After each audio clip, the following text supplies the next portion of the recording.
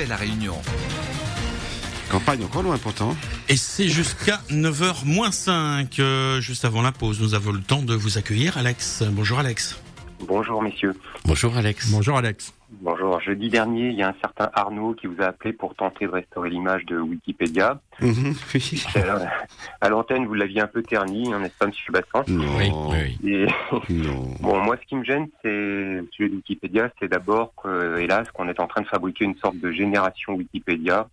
Beaucoup de collégiens et lycéens, quand ils cherchent une information qu'ils ont un devoir à faire, ils s'arrêtent à l'information donnée par Wikipédia. Qu'en pensez-vous justement déjà? Eh ben, je le déplore, ils vont pas plus loin. Et donc là, je me permets une petite suggestion à notre président de région, qui a choisi de fournir des ordinateurs à tous nos lycéens. Puisqu'il a eu l'intelligence de ne pas céder au lobby Microsoft, contrairement à notre ministre de l'Éducation nationale, qui a signé un gros contrat. Et ça, c'est normal, puisque je vous rappelle que Najat Vallaud-Belkacem est une young leader.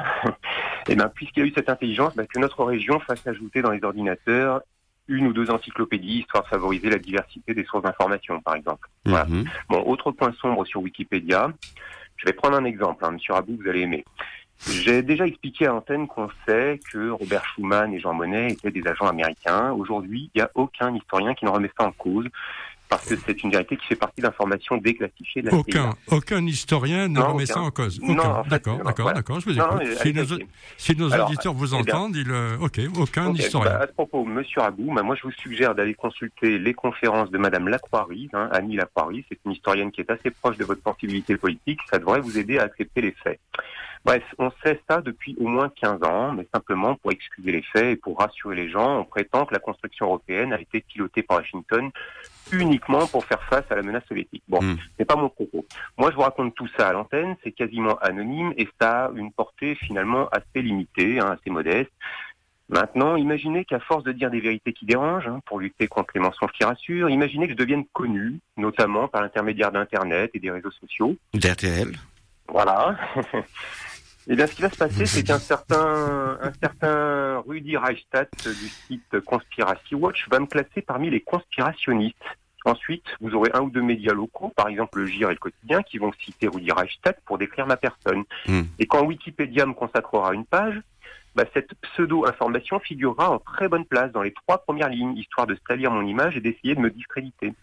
Ensuite, comme Wikipédia c'est libre, il y aura des tas de gens qui voudront rétablir les vérités, qui viendront corriger, compléter cette page Wikipédia, notamment en insérant des liens vers des sources solides, irréfutables, qui prouvent tout ce que je dis. Mais là, attention, ils se heurteront à un groupuscule d'administrateurs bénévoles, élus à vie, qui feront régner la censure. Toutes les modifications apportées de bonne foi et de façon constructive seront systématiquement annulées par les administrateurs. Si on comprend bien, Alex, excusez-moi, mais comme on a encore beaucoup d'auditeurs, si on comprend bien, vous vous dites il faut consommer Wikipédia avec modération et avec des pincettes et vérifier encore les informations qui y figurent. C'est bien cela. Tout à fait. Mais au-delà, il faut savoir ce qu'il y a en dessous. Alors, je finis juste mon propos. Bien sûr, terminé. Au bout d'un moment, les administrateurs mettront un verrou sur ma page de façon à ce qu'on ne puisse plus la modifier. Ça s'appelle une semi-protection étendue. Figurez-vous que ça, c'est déjà arrivé, la petite histoire que je vous raconte, en début d'année, sur plus de 1 700 000 pages que compte Wikipédia en France. Aujourd'hui, il n'y en a une seule, qui est censurée de la sorte, c'est celle de François Asselineau, président fondateur de l'UPR. Alors, quand on ne peut pas s'attaquer au message... quand on peut pas s'attaquer au message, on s'en prend au messager. C'est ce que fait Wikipédia. Je note aujourd'hui, heureusement, que le dénigrement de Wikipédia fleurit un peu partout sur le net. Par exemple, allez faire un tour sur le site de Wikibuster. C'est un site dédié au dessous Wikipédia et c'est assez croustillant.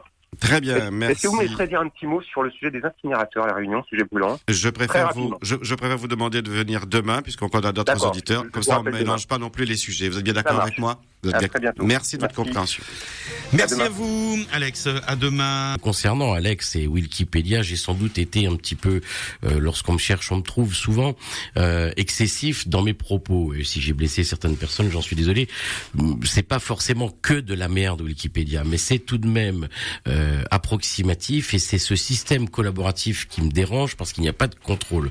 L'autre jour, on a demandé, je le dis avec beaucoup d'affection à Jean-Louis Rabou, de nous donner le nom des fameux historiens qui seraient contre l'idée idée que défendait Alex. Il n'en a trouvé évidemment aucun. La réalité aujourd'hui, c'est que à l'école de la vie, on se bat, mais surtout on apprend, et on apprend par rapport aux bonnes sources. On apprend toujours mieux d'un professeur agrégé de lettres anciennes plutôt que d'un professeur en lettres modernes, à mon sens. C'est un avis tout à fait personnel qu'on est libre de ne pas partager. On apprend toujours, on est toujours mieux soigné par un médecin agrégé aussi que par un médecin généraliste. Et donc, et c'est l'image de la société qu'on tenterait ou qu'on voudrait tenter de nous faire avaler.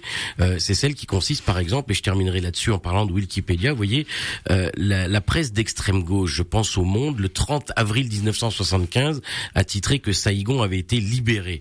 Eh bien, Saïgon n'a pas été libéré. Saïgon ça s'est appelé une semaine après Ho Chi Minh Ville. Ça, c'est une réalité historique. Il n'y a pas des vérités. Il y a une seule réalité historique. C'est ce que l'histoire déclame et c'est ce qui s'est réellement passé. Et ça a fait 1 300 000 morts et les bot people que nous avons connus. Ça, c'est une réalité. Mais je demande à Jean-Louis Raboud de me démontrer l'inverse ou le contraire. Ça démontrerait son niveau de culture générale, ou en tout cas de connaissance de l'histoire. Pour le reste, Alex, UPR, moi je serais pas partisan d'incinérer Wikipédia, même si je suis d'accord avec vous et avec nous, Olivier. Wikipédia, c'est tout et n'importe quoi. Ça n'est pas. C'est approximatif. Ça n'est pas qu'à jeter. Mais c'est vrai que l'important, c'est de recouper, c'est d'avoir plusieurs sources.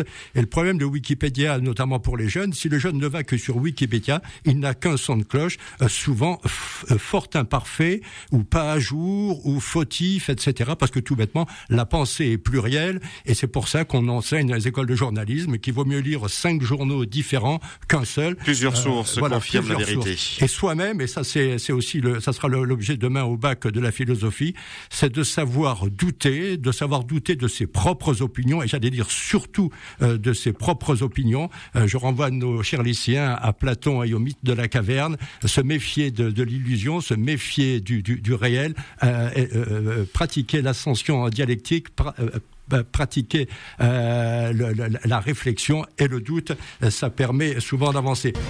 Nous, Olivier Bassan, Jean-Louis Raboud, Éric Michel, on refait la réunion. RTL. Toujours avec vous.